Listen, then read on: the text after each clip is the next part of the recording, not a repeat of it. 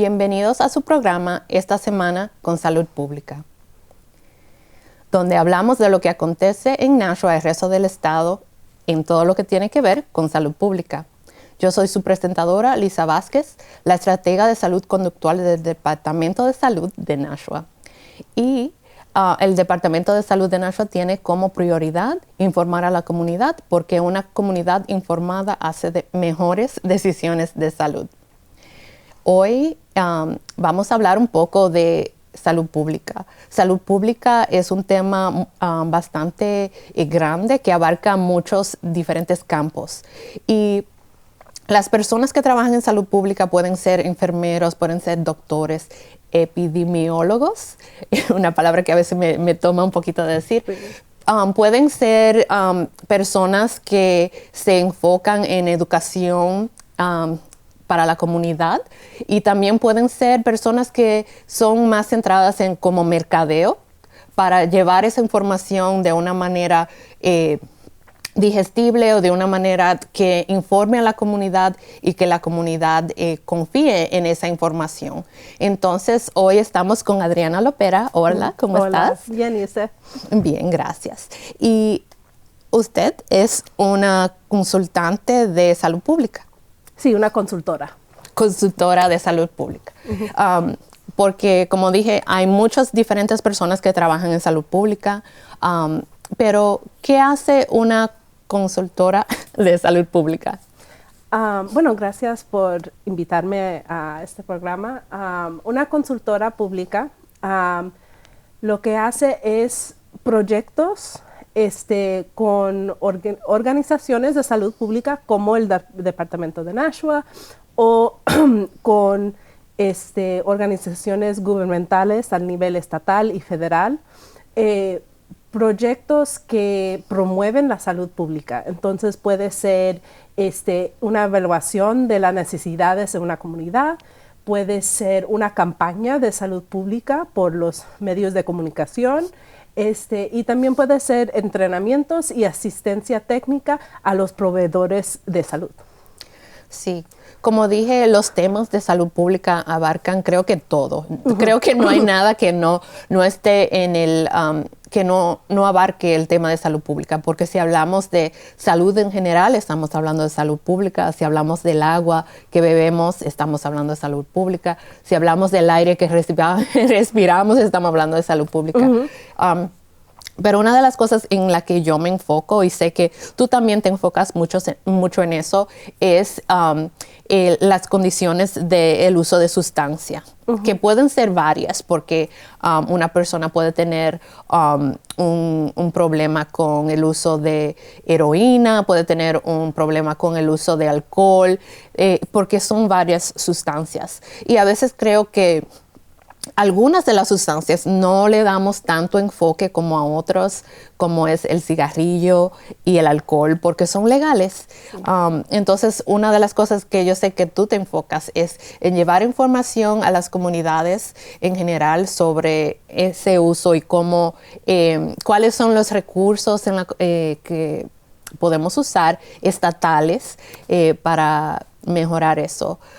Pero ¿qué clase de educación necesitas primeramente para ser una consultora de salud pública? Bueno, yo personalmente tengo mi maestría en salud pública.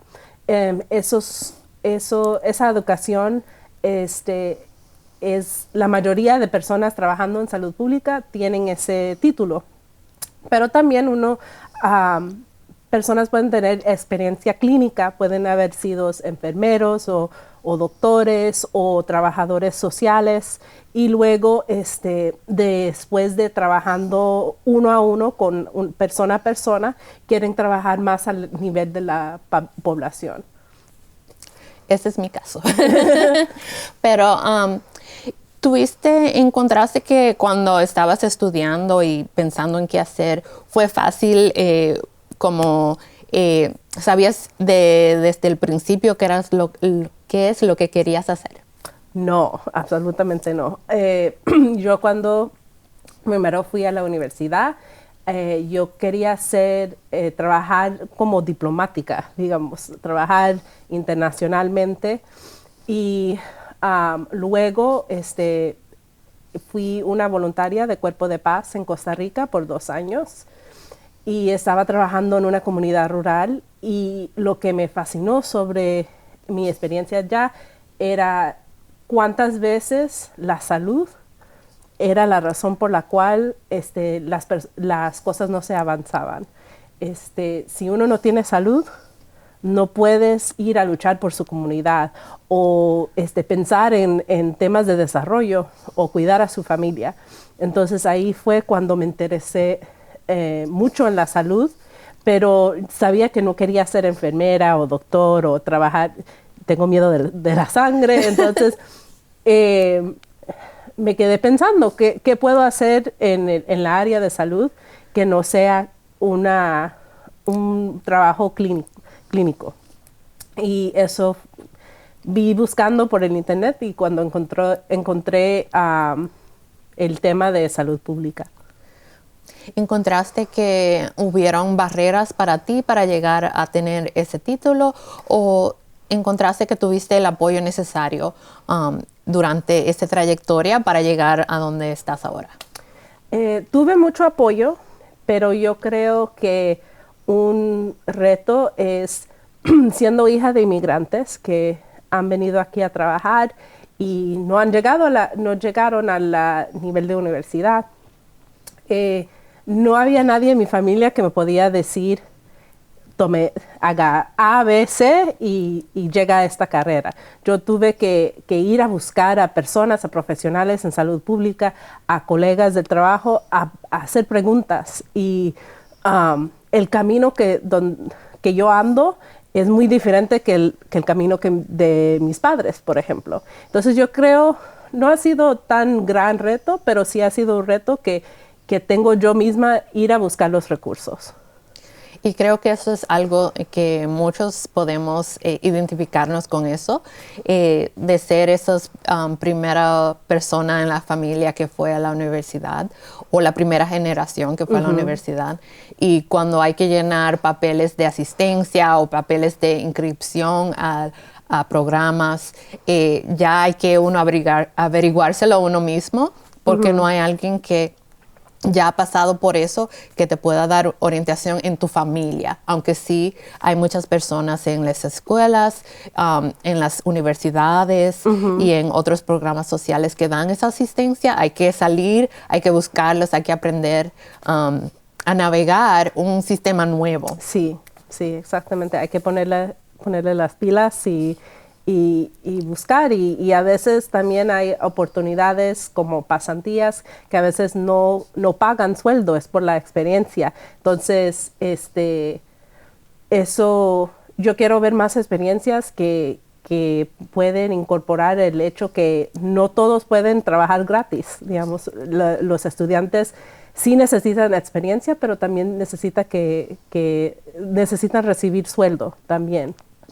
Sí, cuando estamos viendo los precios del alquiler, los precios de la educación en general en universidades ha aumentado, el precio de libros, el precio de la transportación, todo eso requiere recursos. Entonces, a veces en otras comunidades donde hay tal vez generaciones de estudiantes, puede haber un poquito más de apoyo financiero de la familia o de otros recursos para poder hacer esa pasantía sin recibir sueldo, pero en nuestras comunidades esa no es la realidad. Sí, exactamente. Yo he trabajado desde los 16 años y de cierta manera me siento orgullosa porque en nuestra comunidad hay una cultura trabajadora de ir a trabajar y ganar su sueldo, pero sí hay que en el espacio universitario se necesita más comunicación a nuestras comunidades de los caminos que hay y cómo lograr su carrera. Sí, yo sé que cuando yo estaba en la universidad tuve que trabajar full time y hacer la pasantía. y todas las cosas de la escuela, que no sé cómo fue que pasó todo ese tiempo, ni me acuerdo, porque fue tan,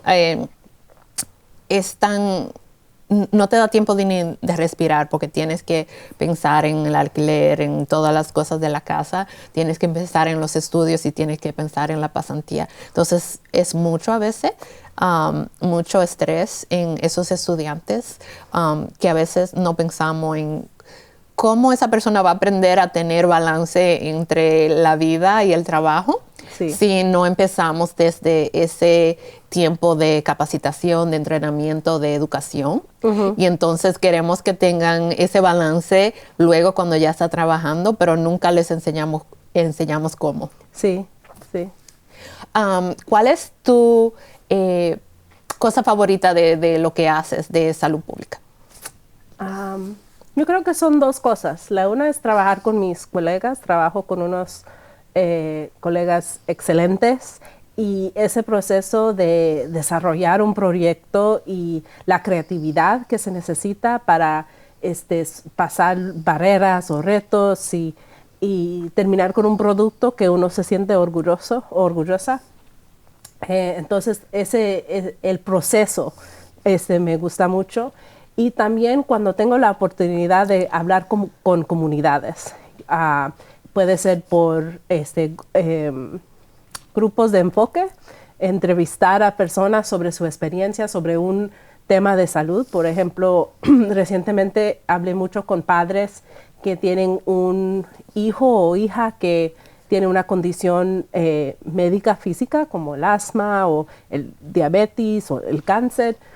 Y esa oportunidad de escuchar a una persona contar su historia, que muchas veces la gente no tiene oportunidad de contar su historia completa, eso siento que me llena, digamos, me llena esa oportunidad de escuchar y darle la oportunidad a una persona contar su historia a otra. ¿Qué ves como un lugar donde podemos poner un poquito más de enfoque o un poquito más de trabajo cuando viene a la diversidad, la inclusividad, la equidad? ¿Qué ves donde podemos mejorar? Donde hay un poquito de trabajo, pero tenemos que seguir un poquito más ese trabajo para llegar un poquito más lejos, ya que ayer fue el día de Martin Luther King Jr. Y estamos pensando en eso, en tener acceso todos a lo mismo.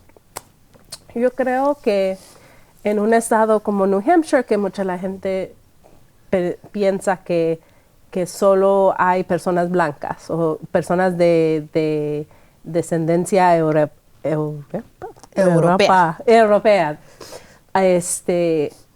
A veces pensamos que para llegar a la comunidad latina solo necesitamos traducir esto a español y ya. Y yo creo que tenemos que involucrar la comunidad y también entender la cultura, como por ejemplo el uso de sustancias. Hay muchos programas en este estado.